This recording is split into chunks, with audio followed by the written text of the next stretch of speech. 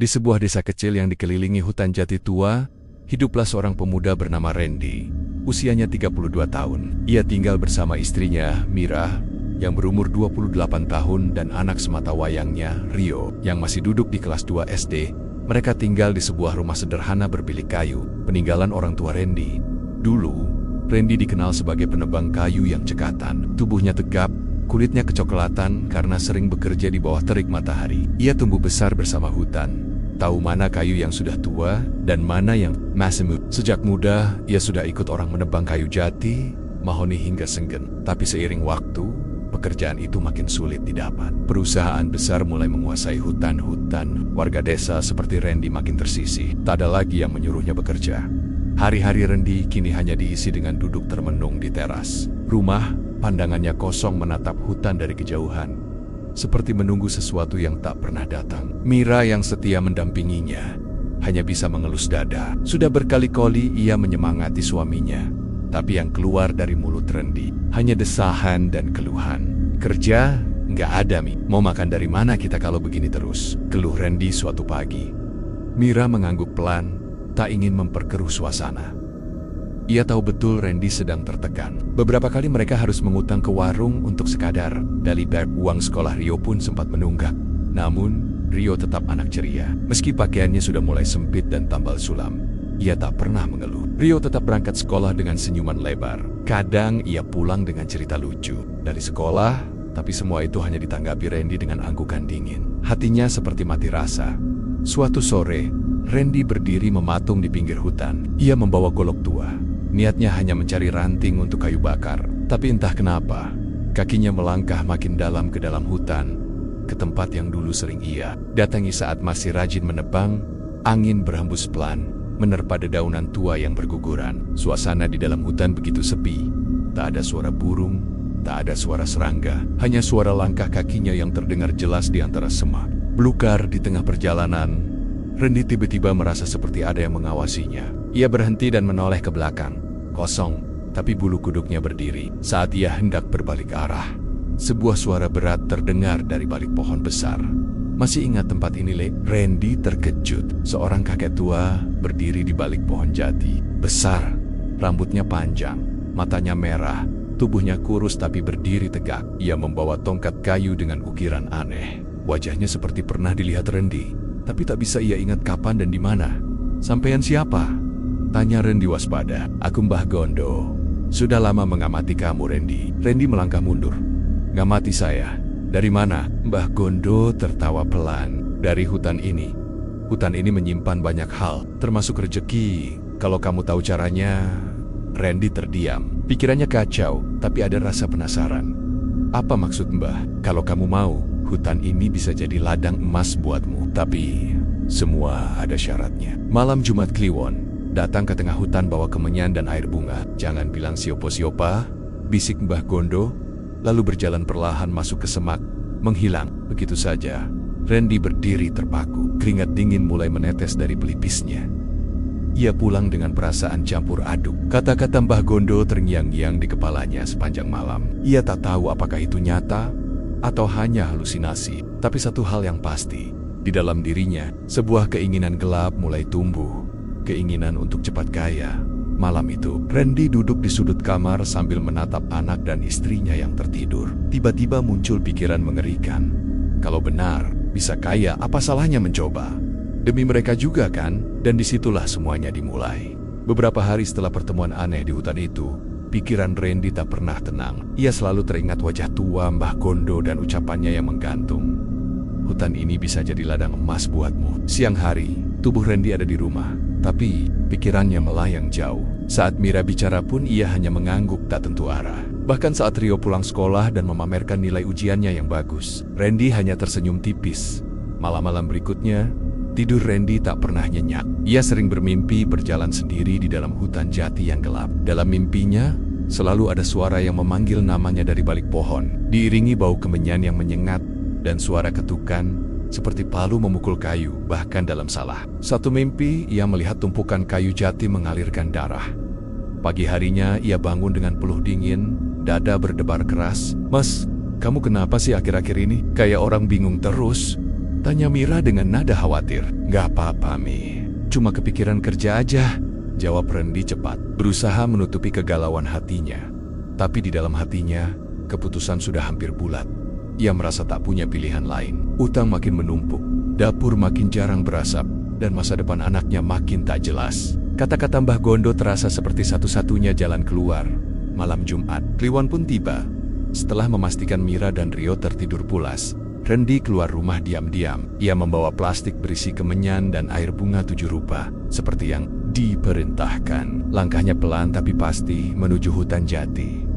Angin malam bertiup lembut, tapi hawa dinginnya terasa menusuk tulang. Bulan tertutup awan, membuat malam semakin pekat. Di tengah hutan, Randy mencari tempat yang sunyi. Ia berhenti di sebuah pohon jati tua yang batangnya retok-retok seperti wajah tua keriput. Ia menabur bunga di tanah, lalu membakar kemenyan.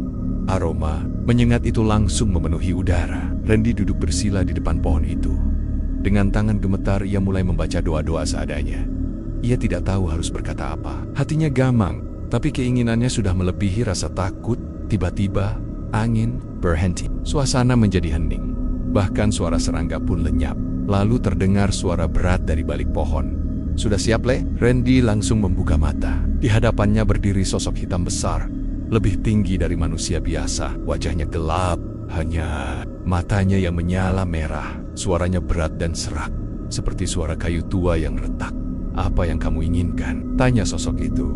Aku ingin kaya. Aku ingin usaha kayu kembali. Aku ingin istri dan anakku bahagia, jawab Randy terbata-bata. Semua bisa, asal ada yang kamu bayar.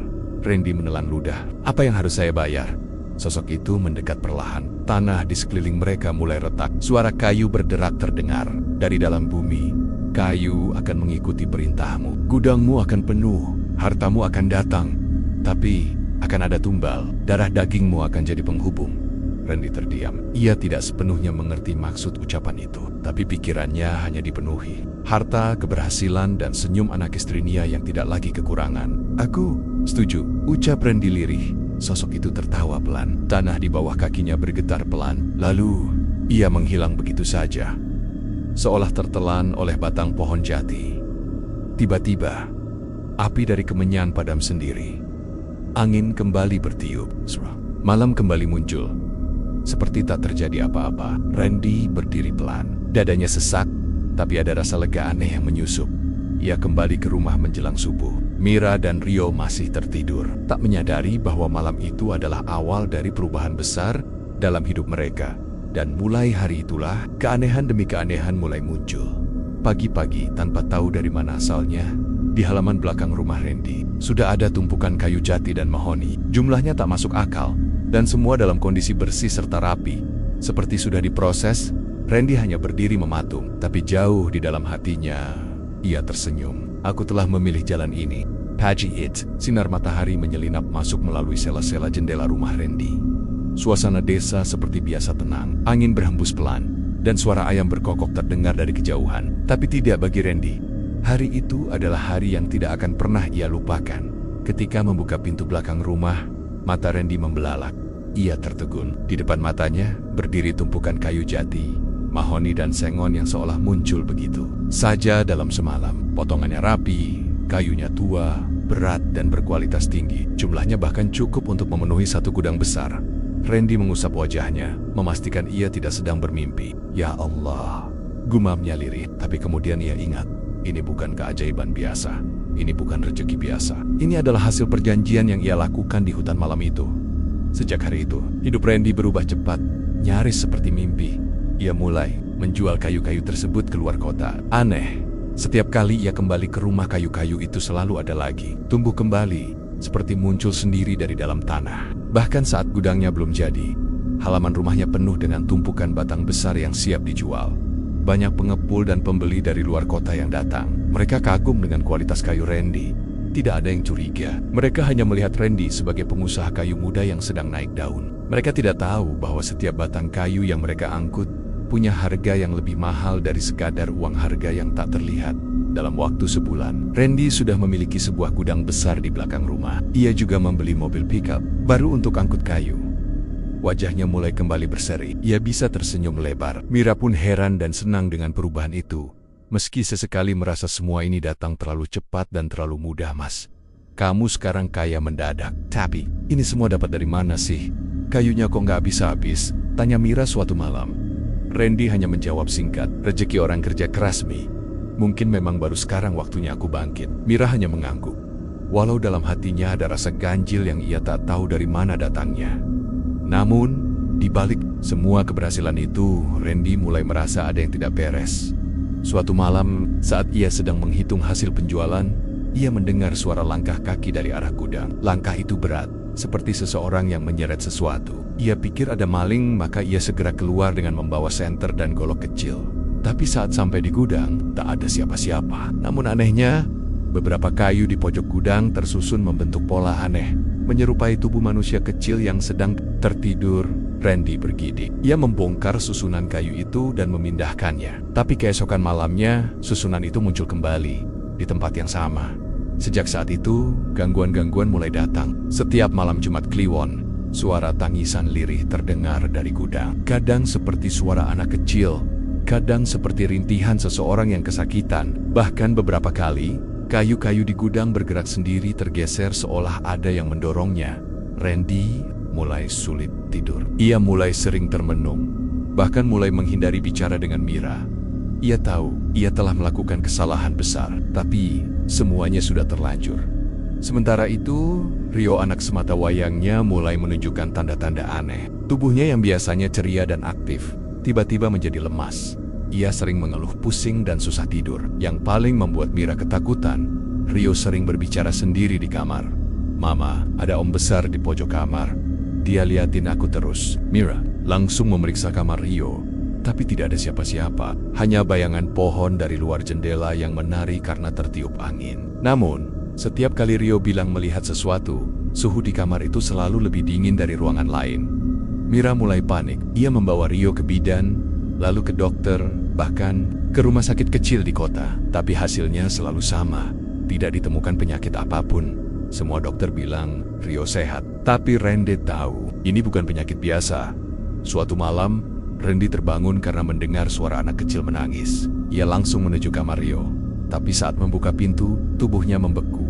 Rio duduk di lantai, menatap jendela. Di luar jendela, tampak bayangan hitam tinggi besar sedang berdiri menatap ke dalam. Matanya merah menyala, dan tubuhnya menyerupai batang kayu jati yang hidup. Makhluk itu menempelkan tangannya di kaca jendela, dan tanpa suara, ia membentuk kata dengan napasnya. Tumbal. Randy jatuh terduduk, napasnya tersengal. Ia tahu, inilah harga dari perjanjiannya. Kayu-kayu itu memang terus datang. Uang memang terus mengalir, tapi kini anaknya yang sedang disiapkan untuk dibayar, dan semua itu adalah kesalahan dirinya sendiri. Sejak malam saat Randy melihat sosok hitam tinggi di jendela kamar anaknya, tidur tak lagi menjadi hal yang menenangkan. Ia tak bisa melupakan mata merah menyala itu. Sosok yang menyerupai batang kayu, dengan tangan besar seperti akar tua, berdiri diam namun menebarkan teror yang menyesakkan dada. Namun anehnya, meski rasa takut itu menggigit batinnya, kayu-kayu di gudang Randy justru bertambah banyak. Bukan hanya jati, tapi juga mahoni, sengon, bahkan jenis kayu langka yang biasanya hanya bisa didapat dari pedalaman. Randy tidak pernah menebangnya, tapi tumpukan itu terus muncul sendiri. Setiap pagi, ia selalu menemukan deretan kayu baru di belakang rumah, seolah tumbuh dari tanah. Bersamaan dengan itu, pesanan dari luar kota mengalir deras. Randy bahkan harus menyewa 2 sopir tambahan untuk mengantar kayu keluar daerah. Ia juga membeli tanah baru dan membangun gudang tambahan. Semua warga desa terpukau, tak sedikit yang mulai iri. Bertanya-tanya bagaimana bisa seorang penebang kayu yang dulu pengangguran, kini hidup seperti pengusaha besar. Mira, istrinya, awalnya merasa senang. Ia bersyukur karena kehidupan mereka berubah. Dapur kini selalu mengepul. Rio bisa makan enak setiap hari. Baju baru, mainan baru, bahkan sepeda baru menghiasi rumah mereka. Tapi kegembiraan itu tidak bertahan lama. Rio, anak semata wayang mereka, semakin hari semakin lemah. Badan Rio kurus, matanya sayu. Ia sering demam tanpa sebab. Seringkali tubuhnya menggigil, meski cuaca tidak dingin. Yang paling membuat Mira cemas, Rio sering meracau dalam tidurnya. "Jangan bawa aku ke hutan, Om. Jangan. Aku takut kayu besar itu. Jangan buka pintunya." Myra menangis di pinggir tempat tidur, memeluk tubuh kecil anaknya yang panas dingin. "Mas, aku nggak ngerti. Dokter bilang Rio sehat, tapi tiap malam dia begini terus. kata Mira sambil terisak. Apa ini ada hubungannya sama semua ini? Randy hanya diam. Dadanya sesak. Ia ingin bicara jujur, ingin mengaku, ingin berteriak kalau semua ini salahnya. Tapi lidahnya keluh. Hatinya terkunci oleh rasa bersalah dan ketakutan yang teramat sangat. Ia mencoba menyembunyikan semuanya. Ia tetap pergi ke gudang setiap hari, mengawasi pengiriman, mencatat pesanan, dan pura-pura tertawa saat ngobrol dengan pembeli. Tapi di balik semua itu, pikirannya terus dihantui bayangan Rio. Suara tangisan anaknya terus terngiang di telinga. Malam-malam berikutnya, suasana rumah berubah makin mencekam. Setiap kali hujan turun, Mira mendengar suara seperti palu memukul kayu dari arah gudang. Suara itu ritmis, pelan, dan teratur. Kadang diselingi suara tangisan anak kecil, kadang suara tertawa panjang seperti tawa seorang lelaki tua.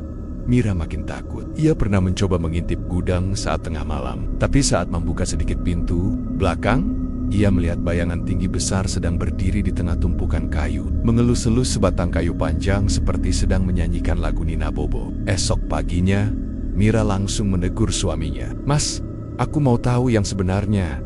Kayu-kayu ini dari mana? Kenapa gudang kayak angker? Dan kenapa anak kita makin sakit?" bentaknya.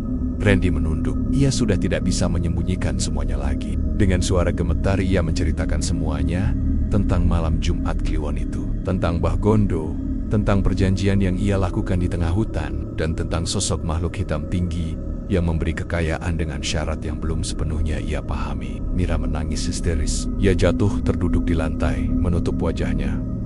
"Mas, jadi Mas tega memilih harta dengan nyawa anak sendiri sebagai taruhannya." "Aku nggak tahu, Mi. Waktu itu aku cuma pengen kita bisa hidup lebih baik. Aku kira ini cuma sekadar ritual." Bukan begini jadinya," ucap Randy penuh penyesalan. Mira akhirnya membawa Rio ke seorang kiai sepuh di desa sebelah. Setelah melihat Rio dan mendengar cerita Mira, wajah sang kiai berubah tegang. Ada sesuatu yang besar yang mengikuti anak ini. Sesuatu yang berasal dari hutan tua.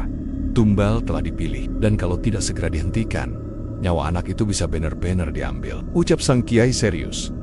Ia menyarankan agar Randy segera menghentikan semua kegiatan usaha kayunya dan memutus ikatan gaib itu. Tapi cara memutuskannya tidak mudah. Harus dilakukan di tempat dan waktu yang sama seperti saat perjanjian dilakukan. Dan nyawa bisa jadi taruhannya. Saat Mira kembali ke rumah, ia mendapati gudang belakang penuh dengan bau busuk. Kogugud sana menghitam. Beberapa sudah mulai membusuk meski belum lama datang. Yang paling mengerikan, di antara tumpukan kayu, Mira melihat salah satu batang kayu menyerupai tubuh Rio. Ukurannya sama, bentuknya seperti sedang tidur, dan di bagian dada kayu itu ada ukiran samar yang bertuliskan, "Janji akan ditepati." Jiwa telah ditandai. Mira menjerit sekuat-kuatnya. Randy yang berlari ke gudang hanya bisa terduduk lemas. Tangannya gemetar, wajahnya pucat. Ia tahu waktunya semakin dekat, dan semua yang sudah ia lakukan tak bisa dihindari lagi. Pesugihan itu bukan sekadar perjanjian. Ia telah menyerahkan anaknya sendiri, meski tak menyadari sejak awal. Dan sekarang, makhluk dari hutan jati itu sudah mulai menagih haknya. Sudah lebih dari 2 bulan sejak hidup Randy berubah drastis. Dari seorang pengangguran yang muram, ia kini menjadi orang terpandang di desa. Rumahnya berdiri megah, mobilnya terparkir di halaman, dan gudang kayunya selalu penuh dengan stok yang mengalir seperti tak ada habisnya. Banyak warga yang datang meminta kerja, dan Randy pun dengan senang hati memberi. Dari luar, hidupnya terlihat sempurna. Namun di balik semua kemewahan itu, rumah Randy menyimpan duka dan kengerian yang tidak diketahui orang lain. Anaknya, Rio, sejak sebulan terakhir semakin sering sakit. Awalnya hanya demam biasa, lalu mulai disertai mimpi buruk hampir setiap malam. Setiap kali Rio bangun dari tidur, ia selalu menjerit Garrett sambil menunjuk ke langit-langit kamar. "Mama, itu ada kayu besar berdiri di situ. Dia liatin aku. Dia bilang mau ajak aku pergi." Mira mencoba menenangkan anaknya, memeluk erat tubuh kecil yang terus gemetar. Tapi yang membuat Mira makin takut, setiap kali Rio menunjuk ke arah yang sama, lampu kamar tiba-tiba redup atau padam, seperti ada sesuatu yang ikut mengawasi. Mira semakin curiga bahwa semua ini ada hubungannya dengan usaha Randy. Semenjak kayu-kayu itu datang, hidup mereka memang berubah, tapi terlalu cepat dan terlalu aneh. Mira akhirnya membawa Rio ke rumah sakit. Dokter mengatakan bahwa Rio hanya mengalami kecapekan dan mungkin trauma atau stres. Mereka menyarankan terapi, tapi tidak menemukan penyakit fisik yang serius. Namun kondisi Rio semakin memburuk. Tubuhnya semakin kurus, wajahnya pucat, dan matanya sering kosong memandang ke arah tertentu seolah melihat sesuatu yang tak kasat mata. Yang paling membuat Mira menangis adalah saat Rio mulai berbicara aneh. "Mama, kalau aku hilang jangan nangis." "Ya, katanya aku cuma disuruh nemenin om pohon di hutan." Perkataan itu membuat Mira tidak bisa menahan tangis. Ia peluk Rio erat-erat, tapi anak kecil itu hanya tersenyum lemah, seolah sudah pasrah. Sementara itu, Randy dilanda ketakutan yang mendalam. Ia merasa hidupnya kini seperti berjalan di ujung tebing. Setiap malam ia mendengar suara-suara aneh dari gudang, suara tangisan anak kecil, suara ranting patah, suara langkah kaki besar yang mengelilingi rumah. Bahkan beberapa malam, Mira melihat bayangan seperti tubuh manusia yang menggantung di pohon jati belakang rumah. Randy tahu, itu semua adalah peringatan.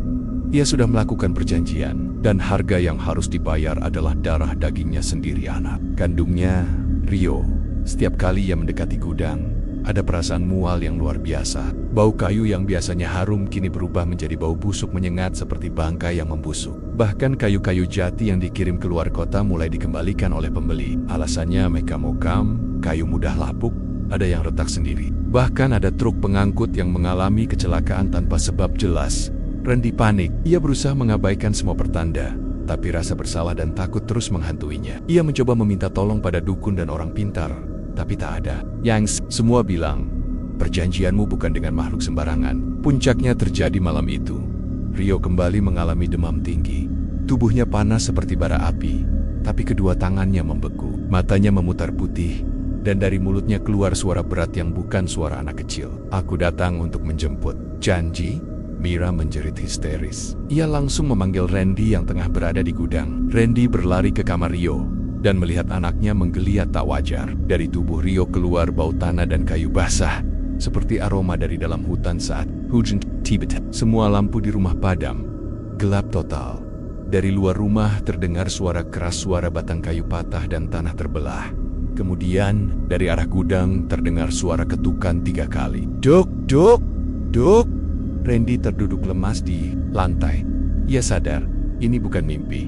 Ini adalah saatnya tumbal itu dipenuhi. Ia memeluk Rio sambil menangis. Mira memeluk mereka berdua. Air matanya tidak berhenti mengalir. "Mas, tolong selamatin Rio. Dia masih kecil." Dia nggak tahu apa-apa. Randy menggigit bibirnya, menahan rasa sesal yang luar biasa. Ia tahu, semua ini karena dirinya. Ini karena ambisinya. Karena ingin cepat kaya, ia telah menyerahkan anak sendiri kepada makhluk yang haus darah dan jiwa. Tapi, apakah masih bisa diselamatkan? Apakah masih ada jalan keluar? Atau semuanya sudah terlambat? Malam itu, hujan turun deras.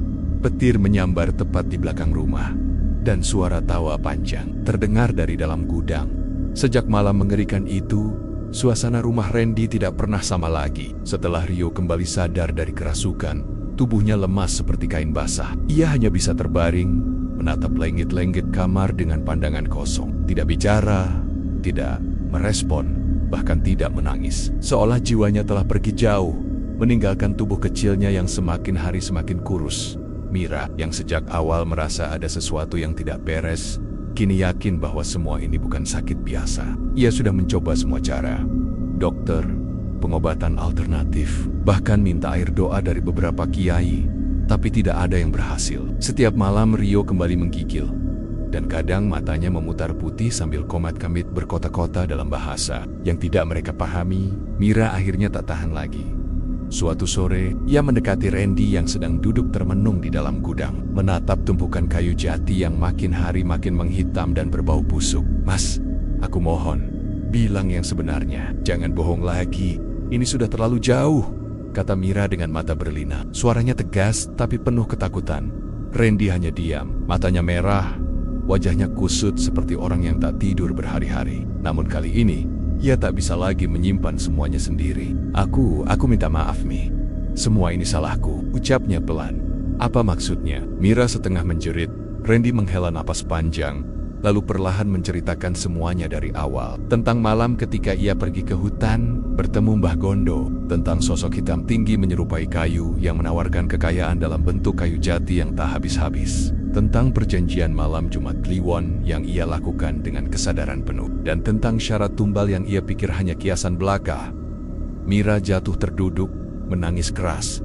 "Jadi, Mas jual anak kita?" Demi kayu, demi harta, enjok me. Waktu itu aku nggak tahu. Aku kira semua ini cuma ritual biasa. Aku nggak pernah nyangka kalau tumbalnya beneran bakal diambil. Tapi sekarang Rio sekarat, Mas. Kamu tahu itu? Bentak Mira dengan suara bergetar. Randy hanya bisa menunduk. Air matanya menetes. Ia ingin menebus semuanya, tapi tak tahu bagaimana. Malam itu, Rio kembali kejang-kejang. Tubuhnya dingin seperti es, tapi dari mulutnya keluar uap panas. Kamar berbau tanah basah, dan dari jendela terlihat kabut tipis masuk merayap ke dalam ruangan. Mira menjerit memanggil Randy. Saat mereka berdua masuk ke kamar, tiba-tiba lampu padam. Suasana berubah mencekam. Dari luar kamar terdengar suara ketukan. Berat pelan, tapi bergema dalam hati. Duk, duk, duk. Lalu terdengar suara berat dari dalam lemari. Seperti suara yang datang dari kedalaman tanah. Tumbal telah matang. Waktunya menjemput jiwa. Tubuh Rio mendadak terangkat sendiri dari tempat tidur. Matanya terbuka, menatap ke atas, dan dari mulutnya keluar suara tangisan. Tapi bukan suara Rio. Suaranya jauh lebih berat, dalam, dan menyeramkan. Udara di kamar membeku. Kaca-kaca jendela bergetar sendiri.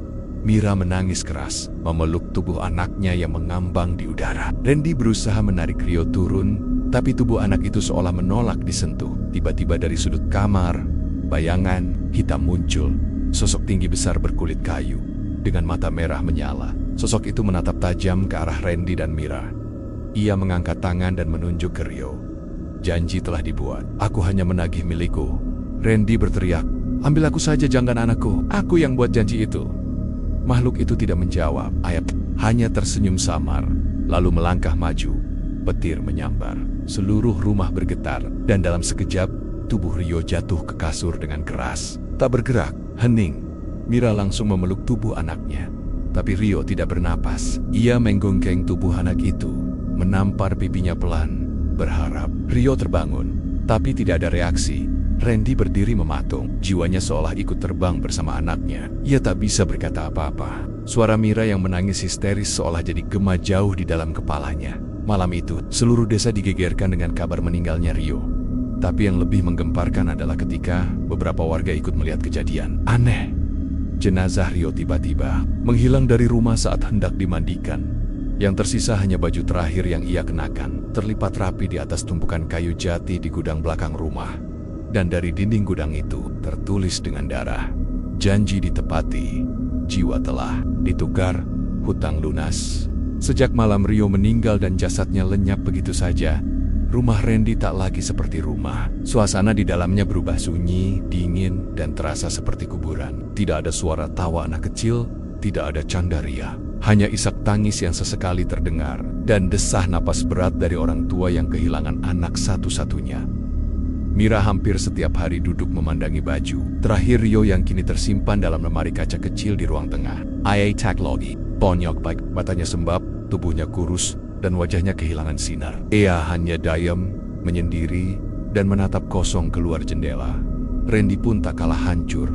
Setiap malam ia masih terjaga, bukan karena pekerjaan atau urusan kayu, tapi karena dihantui penyesalan. Ia tahu, kematian Rio adalah akibat dari perbuatannya. Semua terjadi karena keserakahannya. Ia yang dengan sadar memilih jalan pesugihan, dan kini harus membayar dengan jiwa anak kandungnya sendiri. 3 hari setelah kematian Rio, gudang kayu Randy mengalami keanehan. Kayu-kayu jati yang dulu tampak kokoh dan mengkilap, kini berubah menjadi lembab, berjamur, dan bau busuk. Beberapa di antaranya bahkan membusuk, seperti daging. Beberapa pembeli yang sudah memesan dari jauh membatalkan transaksi, karena saat kayu sampai di tempat mereka, isinya sudah penuh ulat dan retak sendiri.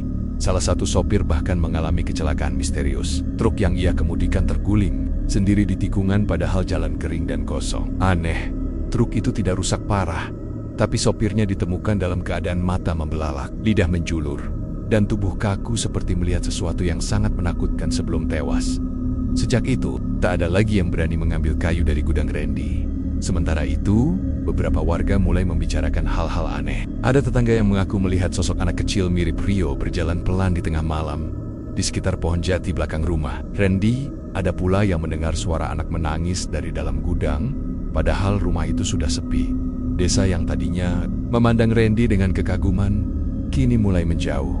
Semua takut. Semua merinding jika mendengar kata gudang kayu Randy. Randy sendiri mulai kehilangan akal sehat. Ia tak lagi mengurus pekerjaan. Ia hanya mondar-mondir di dalam rumah seperti orang linglung. Ia bicara sendiri, terkadang duduk lama di depan. Lemari kaca tempat baju Rio disimpan sambil memanggil-manggil nama anaknya. Rio, maafin Bapak, maafin Bapak. Namun Rio tak pernah kembali.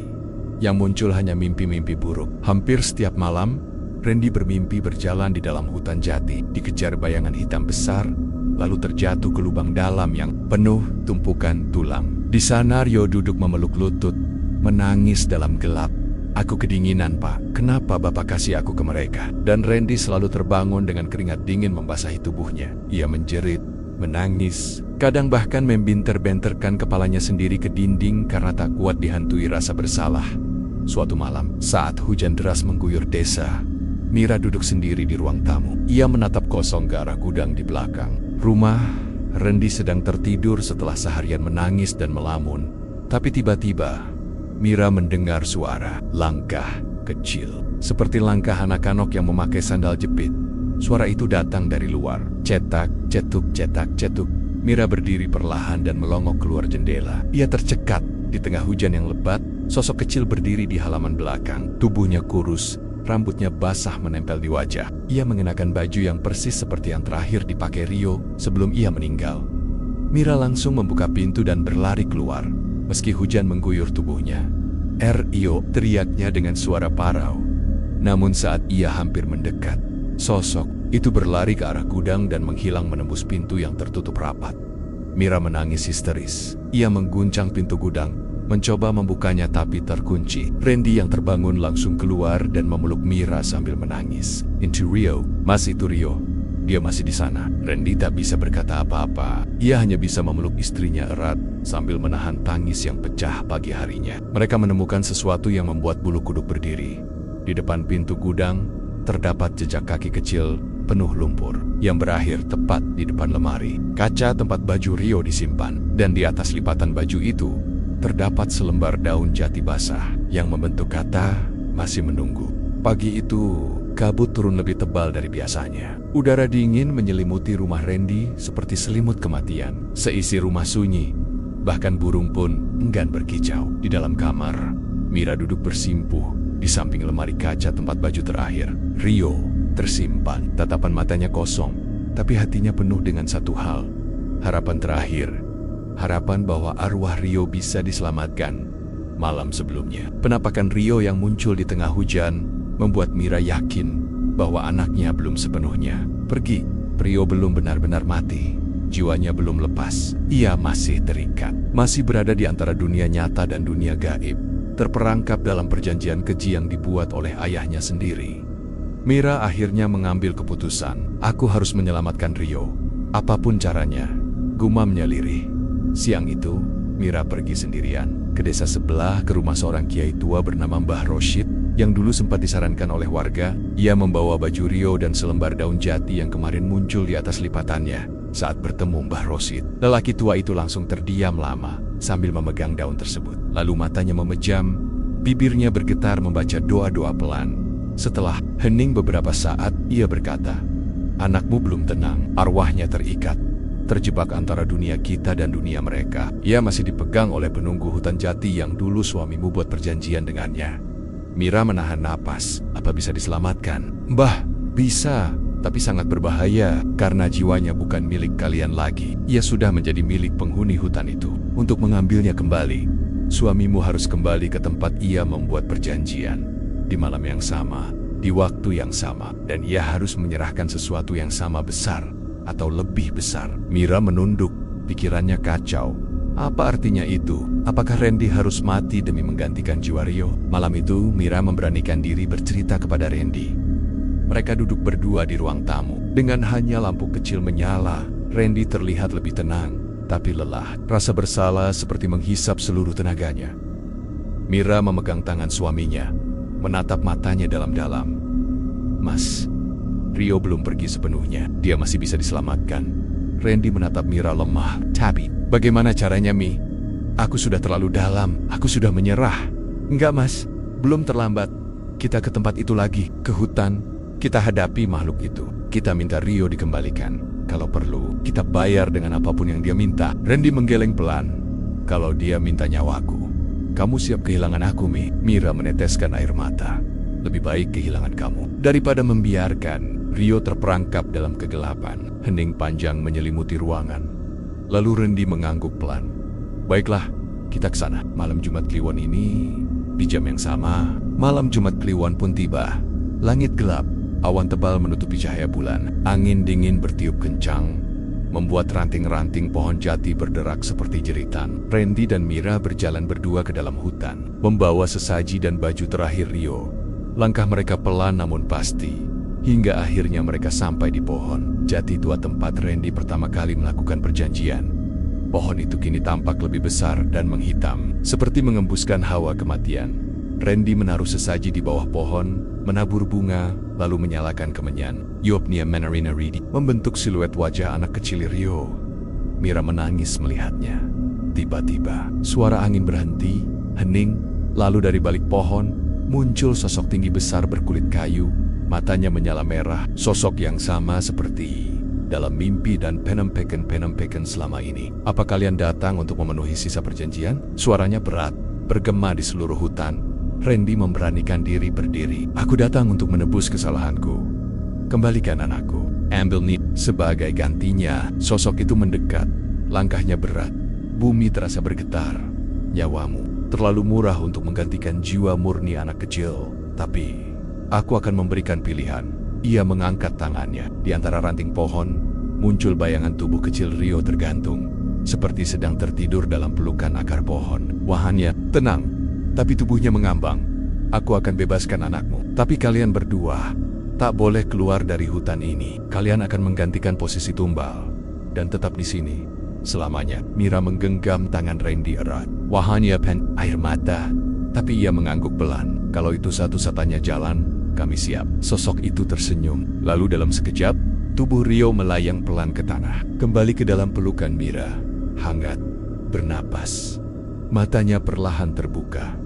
Mama, Papa. Randy tak kuasa menahan tangis. Ia peluk anaknya erat-erat. Tapi pelukan itu hanya berlangsung sebentar. Tanah mulai bergetar. Akar-akar pohon jati menjalar naik, menggulung kaki Randy dan Mira. Mereka tak melawan. Mereka hanya menatap wajah anak mereka yang kembali hidup. Kamu harus hidup, nak. Lanjutkan hidupmu, bisik Randy. Lalu, semuanya gelap. Keesokan harinya, warga menemukan Rio tergeletak di pinggir hutan, dalam keadaan sadar namun lemah. Tak jauh dari sana, baju Mira dan Randy tertancap di dua batang pohon jati tua, lengkap dengan bunga 7 rupa yang sudah layu. Tidak ada jasad, tidak ada jejak, tapi setiap malam Jumat Kliwon, dari dalam hutan jati itu, terdengar suara sepasang orang tua menyanyikan lagu Nina Bobo, dan suara anak kecil yang tertawa pelan di antara desau angin malam. Waktu berlalu begitu cepat. Sudah hampir 5 tahun sejak kejadian tragis itu. Sejak Randy dan Mira menghilang di dalam hutan jati, dan Rio ditemukan tergeletak sendirian di pinggir hutan, dengan tubuh lemas tapi hidup. Berita tentang pesugihan dan pengorbanan itu sempat menjadi buah bibir warga. Namun lama-lama, semua kembali sunyi. Hutan itu ditinggalkan. Tidak ada lagi yang berani mendekat. Jalan menuju ke sana ditutup oleh warga. Diberi tanda, dilarang masuk, tanah angker. Rio dibesarkan oleh adik perempuan Mira, Bulila, yang tinggal di desa tetangga. Meski hidup sederhana, Bulila sangat menyayangi Rio dan memperlakukannya seperti anak sendiri. Tapi Rio tidak pernah benar-benar ceria. Ia tumbuh sebagai anak yang pendiam, penuh lamunan, dan sering bicara sendiri saat malam tiba. Setiap malam Jumat Kliwon, ia duduk di teras sendirian, menatap langit, lalu pelan-pelan menangis. Aku dengar suara ibu, Bulila. Ibu nyanyi buat aku. Bulila hanya bisa memeluknya dan menghapus air matanya. Ia tahu Rio bukan anak biasa. Ia adalah anak yang pernah disentuh oleh dunia lain. Jiwanya pernah digenggam oleh makhluk yang bukan manusia. Dan luka itu, meski tak terlihat, masih membekas di dalam hati dan pikirannya. Saat usianya menginjak 12 tahun, Rio mulai jatuh sakit. Awalnya hanya demam dan sesak napas, tapi lama-lama ia sering pingsan. Dokter tak menemukan penyakit serius. Sama seperti dulu, hasil laboratorium normal, tapi tubuhnya makin lemah dari hari ke hari. Rio sendiri seperti sudah tahu bahwa waktunya. Tidak lama aku capek, Bu. Kadang malam-malam aku lihat Bapak berdiri di pojok kamar. Dia senyum, terus manggil aku. Bu Lila mulai panik. Ia memanggil Ustadz dan mencoba ruqyah. Tapi Ustadz itu hanya menggeleng pelan setelah selesai. Anak ini tidak diganggu, tapi jiwanya belum selesai. Ada sesuatu yang masih mengikat. Beberapa hari kemudian, Rio memutuskan minta diantar ke hutan jati. Aku mau pamit sama bapak dan ibu. Meski berat hati, Bu Lila akhirnya menuruti. Mereka pergi ke tepi hutan yang dulu ditutup warga. Kini penuh semak, liar dan gelap. Tapi anehnya, saat Rio berdiri di depan jalan setapak itu, angin berhenti, berhembus. Hutan itu seperti membuka diri, membelah semak, dan memperlihatkan jalur kecil ke dalam. Rio melangkah pelan, diikuti oleh Bu Lila yang memeluk tubuhnya. Di tengah hutan, mereka menemukan dua pohon jati tua berdiri berdampingan. Di sana tumbak, bunga liar berwarna putih. Di bawah pohon itu, ada dua batu besar, tak bernama, tak berpapan. Rio mendekat, duduk bersimpuh lalu menempelkan telinganya ke tanah. Aku dengar suara ibu dan bapak. Mereka bilang, waktuku sudah selesai. Bu Lila memeluk Rio dari belakang. Air matanya jatuh tanpa suara. Ia tahu, saat itu, Rio sedang mengucapkan perpisahan. Malam itu, Rio tidur seperti biasa. Tapi ia tidak pernah bangun lagi. Ia ditemukan pagi harinya oleh Bu Lila dengan senyum tipis di wajahnya. Seolah ia pergi dengan tenang. Seolah ia telah kembali ke pelukan orang tuanya. Desa kembali berduka. Pemakamannya sederhana, hanya dihadiri warga sekitar. Tapi yang paling menggetarkan, saat prosesi pemakaman, langit mendadak mendung meski pagi itu cerah. Angin bertiup lembut dari arah hutan. Dan dari kejauhan, terdengar suara nyanyian lirih. Suara perempuan menyanyikan lagu Nina Bobo, diiringi suara laki-laki yang ikut bersenandung perlahan. Semua orang terdiam. Seorang kakek tua berbisik pelan, anaknya sudah pulang, sudah kembali ke mereka. Sejak hari itu, pohon jati di dalam hutan tumbuh lebih tinggi, tapi tidak ada yang berani menyentuhnya. Tidak ada yang berani menebangnya, karena semua tahu pohon itu bukan pohon biasa. Itu adalah saksi bisu dari sebuah keserakahan, pengorbanan, cinta orang tua, dan jiwa seorang anak yang akhirnya kembali ke pelukan orang tuanya bukan di dunia ini, tapi di dunia lain. Dan setiap malam Jumat Kliwon, dari arah hutan itu, masih terdengar suara, Bobo, Bobo, adikku saya, lalu sunyi.